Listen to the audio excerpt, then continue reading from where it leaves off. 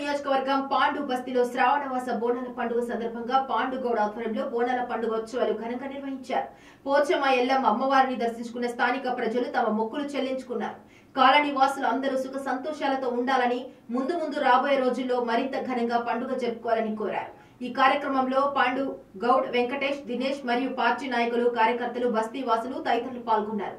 Police వారి సహాయ సహకారాలతో ఎలాంటి సంఘటనలు చోటు చేసుకోకుండా బోనాల పండుగ వేడుకలు ఘనంగా ముగిశాయి.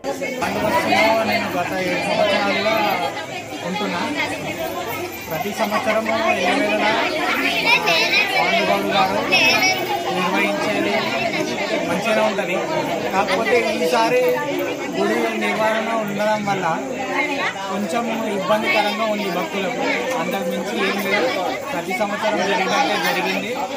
అంతకు మించి ఈ సంవత్సరం కొంచెం ఇంకా ఎక్కువ జరిగింది అనుకోవచ్చు.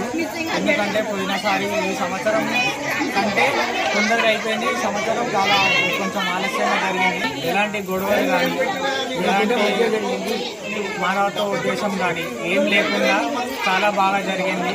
ఇలానే పెద్ద మనిషి గారు ఇలానే అందరినీ ప్రోత్సహిస్తూ అందరితో పాటు ఆయన ముందడిగేసి అందరికీ సహాయం సహకారం అందిస్తూ